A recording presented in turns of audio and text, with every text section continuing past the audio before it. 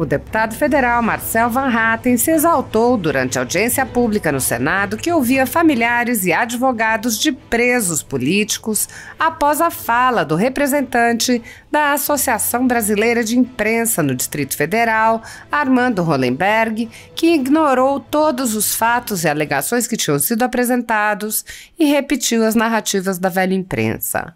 O deputado apontou o ineditismo do momento, lembrando que em audiências públicas promovidas pela esquerda não há espaço para o contraditório nem para a presença de pessoas que pensam diferente. Van Hatten disse: "Isso demonstra a diferença desta audiência pública em que sim, obviamente houve indignação, obviamente houve por parte de muitos aqui presentes manifestações contrárias àquilo que disse o senhor Armando Sobral Hollenberg, mas eu tenho convicção, falo por mim, mas tenho convicção de que falo por todos que aqui estão, de que ninguém aqui defenderia que, por conta das manifestações feitas por sua senhoria, o senhor devesse ir para a cadeia, ou o senhor devesse ser preso, ou o senhor devesse ser... sequer que o senhor devesse ser censurado." Van Hatten lamentou que o representante da Associação da Velha Imprensa tivesse manifestado exatamente a atitude contrária. "Infelizmente, o que nós não estamos enxergando na manifestação de Vossa Senhoria é a reciprocidade da esquerda, que sempre diz que é contra a censura, que é a favor de direitos humanos, que é contra abusos de autoridade. A gente não está vendo nenhuma solidariedade num momento em que não deveríamos nos dividir entre direita e esquerda." O deputado questionou: "Eu fico me perguntando, olhando a sua manifestação, o que precisa um jornalista de direita, um jornalista conservador, um jornalista liberal, o que ele precisa fazer para ter o respeito de uma ABI?" Acho que é uma pergunta retórica. Sinceramente, não consigo entender, porque tudo que sai de um jornalista de direita, liberal, conservador, de manifestação de opinião ou mesmo de um trabalho sério, de acordo com a verdade, não opinativo, é, via de regra, desprezado, quando não censurado, por órgãos que deveriam representar todos os jornalistas. Como, aliás, a OAB deveria respeitar e representar todos os advogados e não apenas aqueles com os quais alguns dirigentes da organização concordam. Van Hatten apontou: "Eu não estou vendo nenhum tipo de exercício de empatia, porque foi derrotado. Muito antes, pelo contrário, o que a gente vê é ódio, é vingança, é tentativa de dominação." Ele explicou: "O que nós estamos vendo agora é que quando retornam ao poder com a faca nos dentes, o que mais querem é que a sua sede de vingança seja saciada, que os derrotados sejam eliminados." O deputado apontou que não vê na esquerda qualquer empatia. Ele disse: "Se os censurados, se os presos fossem de esquerda, se os partidos aqui perseguidos fossem de esquerda, eu os defenderia, não porque concordo com o que pensam e dizem, mas porque a Constituição assim estabelece e porque é direito deles, como é direito meu, de ter meu espaço na sociedade para me manifestar." Marcel Van Hatten lembrou os abusos sofridos pelas pessoas que estavam sendo ouvidas na audiência pública e disse: "Isso só existe em ditadura, só existe em estado de exceção, e nós vivemos no Brasil uma ditadura, nós vivemos no Brasil um estado de exceção, cujo ditador maior se chama Alexandre de Moraes, cujo impeachment já devia ter acontecido aqui no Senado da República se vivêssemos em uma democracia." O deputado afirmou: "O maior guardião da Constituição é o Congresso Nacional, é a Câmara e é o Senado. E é por isso que eu não aceito que outra pessoa, ou outras pessoas, quaisquer que sejam, digam que são defensores da democracia e só elas sabem o que é democracia, e guardiões da Constituição e só elas sabem o que é Constituição, porque essa é a melhor maneira de se tornarem onipotentes e irresponsáveis e, pior do que isso, traidores da Constituição." Apoiadores do ex-presidente Jair Bolsonaro e pessoas que apenas têm um discurso diferente do imposto pelo cartel midiático vêm sendo perseguidos, em especial pelo judiciário. Além dos inquéritos conduzidos pelo ministro Alexandre de Moraes do Supremo Tribunal Federal, também o ex-corregedor do Tribunal Superior Eleitoral, Luiz Felipe Salomão, criou seu próprio inquérito administrativo e ordenou o confisco da renda de sites e canais conservadores, como Bárbara, do canal Te Atualizei, e a Folha Política. Toda a receita de mais de 24 meses do nosso trabalho está bloqueada por ordem do TSE, com aplauso dos ministros Luiz Roberto Barroso, Alexandre de Moraes e Edson Fachin. Sem a possibilidade de receber a renda de seu trabalho, o jornal corre o risco de fechar. Se você apoia o trabalho da Folha Política e pode ajudar, use o QR Code para doar qualquer quantia para a empresa Raposo Fernandes ou use o código ajude@folhapolitica.org. Caso prefira, há a opção de transferência bancária para a conta da empresa Raposo Fernandes, disponível na descrição deste vídeo e no comentário fixado no topo. Há 10 anos, a Folha Política faz a cobertura da política brasileira, mostrando atos, pronunciamentos e eventos dos três poderes, quebrando a espiral do silêncio imposta pelo cartel de mídia que quer o monopólio da informação. Pix ajude@folhapolitica.org. Assista. Eu passo a palavra ao deputado Marcel Van Hatten.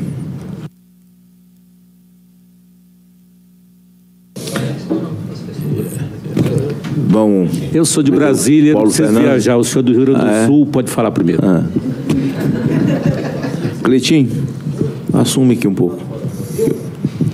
Bom, presidente, caros colegas, eu confesso que normalmente estou preparado para falar e eu estava disposto a passar a palavra adiante porque ainda estou refletindo sobre o que eu vi aqui. Mas mesmo assim, vou ver o que consigo expressar nesse momento que acaba sendo um momento de ineditismo. Porque, como bem disse o presidente, o senhor Hollenberg está aqui quando em muitas audiências públicas nós não temos o contraditório. Sobretudo quando são audiências públicas de esquerda, como foi bem dito pelo senador Flávio Bolsonaro. Hoje mesmo nós recebemos uma mensagem de que os seguranças que estão cuidando da integridade física de todos os presentes no Congresso da UNE recomendaram aos estudantes da UJL, que congrega estudantes liberais, a não participarem mais do evento, porque se ali continuassem, seguramente seriam agredidos. Acabariam tendo prejuízos físicos à sua própria integridade.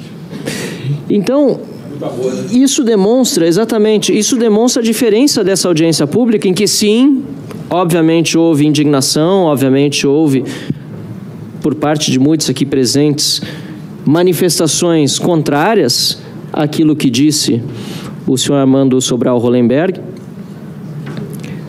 Mas eu tenho convicção, falo por mim, mas tenho convicção que falo por todos que aqui estão, que ninguém aqui defenderia que, por causa das manifestações feitas por Vossa Senhoria, o senhor devesse ir para a cadeia, ou o senhor devesse ser preso, o senhor devesse ser... sequer que o senhor devesse ser censurado. E, infelizmente, o que nós não estamos enxergando também na manifestação de Vossa Senhoria é a reciprocidade da esquerda, que sempre diz que é contra a censura, que é a favor de direitos humanos, que é contra abusos de autoridade. A gente não está vendo nenhuma solidariedade num momento em que não deveríamos nos dividir entre direita e esquerda. Eu fico me perguntando, como jornalista que sou, e comecei, aliás, como jornaleiro na minha cidade de Dois Irmãos, depois fui repórter no jornal da minha cidade. Mais tarde, depois de ter sido vereador na minha cidade de Dois Irmãos, fui fazer um mestrado no exterior porque eu achei que eu não voltaria à política. Eu tinha desistido da atividade política, com tanto nojo que fiquei da política em si, por causa de muitas coisas que a gente, inclusive, vê aqui no dia a dia em Brasília. Eu decidi desistir e fui fazer meu mestrado em jornalismo. E aí eu fico me perguntando, olhando a sua manifestação, o que precisa um jornalista de direita, um jornalista conservador, um jornalista liberal, o que ele precisa fazer para ter o respeito de uma associação brasileira de imprensa? Eu acho que é uma pergunta retórica, porque eu não consigo... Eu aguardo, depois o senhor pode responder. Espero que tenha resposta, porque, sinceramente, eu não consigo entender o que é preciso, porque tudo o que sai de um jornalista de direita, um jornalista liberal, um jornalista conservador, de manifestação, de opinião, ou mesmo de trabalho sério, de acordo com a verdade, não opinativo, é, via de regra, desprezado, quando não censurado e desrespeitado por órgãos que deveriam respeitar, aliás, representar todos os jornalistas. Como, aliás, a Ordem dos Advogados do Brasil deveria respeitar e representar todos os advogados. Isso aí. E não apenas aqueles com os quais alguns dirigentes da organização concordam.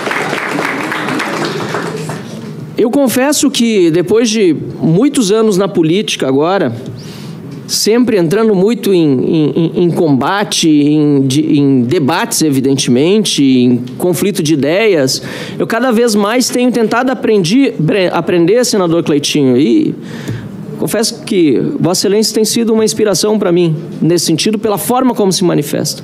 Eu tenho tentado compreender por meio da empatia como as outras pessoas pensam, para tentar me colocar no lugar delas, mesmo pensando diferentemente na sua ideologia,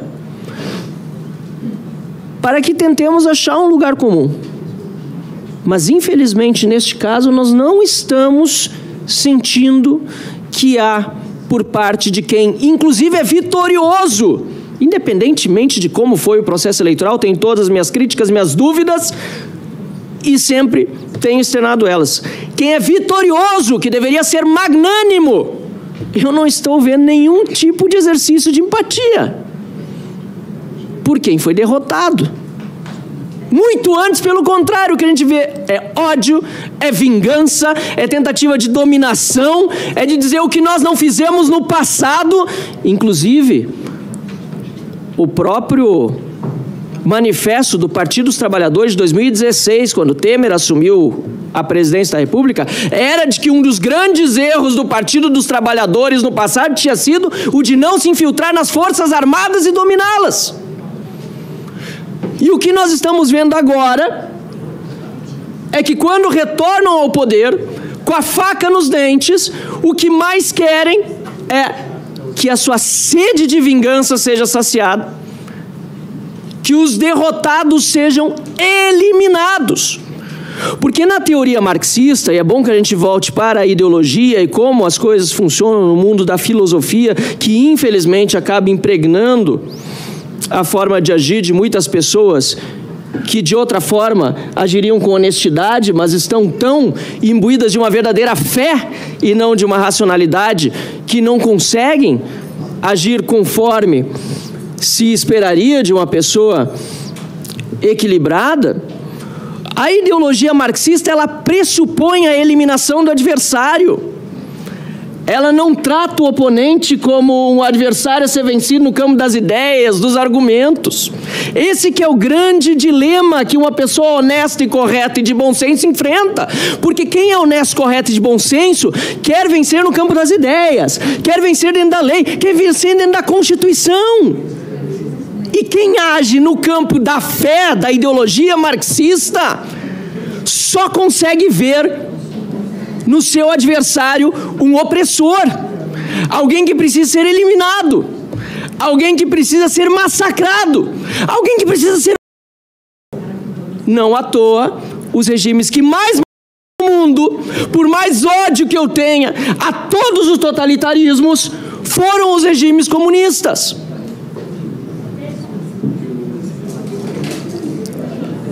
E, infelizmente, não à toa, Lula declara seu amor, dia sim e outro também, aos maiores representantes dos comunistas que aconteceram na história mundial, porque hoje esses representantes estão no poder em determinados países, como é o caso da Venezuela e da Nicarágua. E não é para a gente ficar assustado.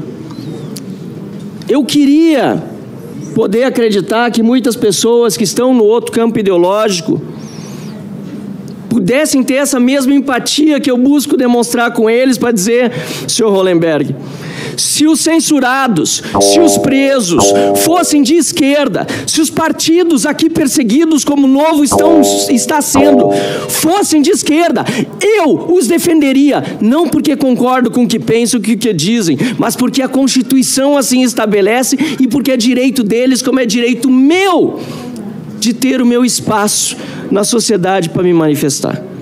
O que é crime, o que é invasão, depredação, tudo isso deve ser devidamente punido. Como, aliás, muitas vezes não é punido quando o agressor é de esquerda. E sempre defendi que fossem punidos, assim como eu defendo na direita. Mas aqui realmente para mim é difícil entender, tentando exercer esse meu direito a buscar empaticamente entender o outro, como uma pessoa que assistiu 4 horas e meia ao choro de deputados, senadores, cidadãos e de painelistas, mais importante do que tudo, que estão sofrendo com pessoas presas, contra as quais o Estado não produziu uma única prova. Qual é a prova que o Estado produziu? Não é disso que o pessoal se queixa na esquerda, quando fala, por exemplo, de Operação Lava Jato, não entrarei no mérito, sobre Lula ou quem quer que seja, querem sempre falar de provas, e o que estão fazendo com pessoas que ainda estão presas, contra as quais o Estado não produziu uma única fotografia. Pior, o Estado brasileiro, por meio de Lula e do Palácio do Planalto, mas também da STF e do Senado e da Câmara, não fornece a íntegra das imagens para que essas pessoas possam se defender. E o Ministério Público não se assusta que os advogados não tenham acesso sequer aos autos. Como a gente pode achar que isso é algo justificável e normal? Isso só existe em ditadura, só existe em estado de exceção, e nós vivemos no Brasil uma ditadura. Nós vivemos no Brasil um estado de exceção, cujo ditador maior se chama Alexandre de Moraes e cujo impeachment já devia ter acontecido aqui nesse Senado da República, se vivêssemos numa democracia.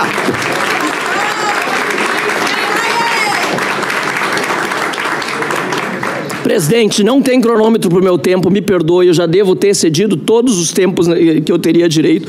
Eu quero concluir essa frase, se Ornella puder, minha assessora, abrir aqui, só com o dito de Ulisses Guimarães, que eu soube dele, da existência dele hoje. Mas quero homenageá-lo, por ser considerado, e aqui mais uma vez tentando exercer a empatia com todos, o pai da Constituição cidadã, por todos os lados políticos. Muita gente não gosta dele na direita, tem aqueles que não gostam dele na esquerda, mas ele teve excelentes frases e não fosse por ele não teríamos, não tenho a menor dúvida disso, a Constituição de 88. E ele disse certa vez o seguinte: a grande força da democracia é confessar-se falível de imperfeição e de impureza. A democracia ela é imperfeita, ela não é pura. E que não acontece o mesmo com sistemas totalitários, que se autopromovem imperfeitos, oniscientes, ou seja, que tudo sabem, para que sejam, então, irresponsáveis e onipotentes. Toda vez que o ministro do Supremo Tribunal Federal, que não recebeu o voto da população para falar em nome de democracia e dizer que defende a democracia, balela! Quem defende a democracia é a Câmara e o Senado. Os eleitos pelo povo são os deputados e os senadores, e pela integralidade do povo. Porque ali no Senado, aqui no Senado e lá na Câmara estão representados todos os partidos políticos, todo o espectro ideológico. São eles que defendem a democracia. E mais do que isso, apesar de guardião da Constituição, na hora de analisar casos concretos, e esse é o papel sim do Supremo Tribunal Federal, o maior guardião da Constituição que foi chamado por Ulisses cidadã, foi chamada por Ulisses cidadã, é o Congresso Nacional. É a Câmara e é o Senado. E é por isso que eu não aceito que outra pessoa, ou outras pessoas, quaisquer que sejam, digam que são defensoras da democracia e só elas sabem o que é democracia, e guardiãs da Constituição e só elas sabem o que é Constituição. Porque esta é a melhor maneira de se tornarem onipotentes, como disse Ulisses Guimarães, e irresponsáveis.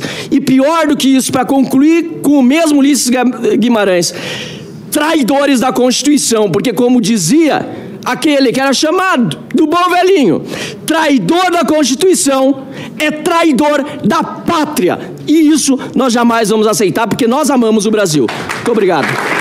Senhor presidente, passar a presidência para Vossa Excelência.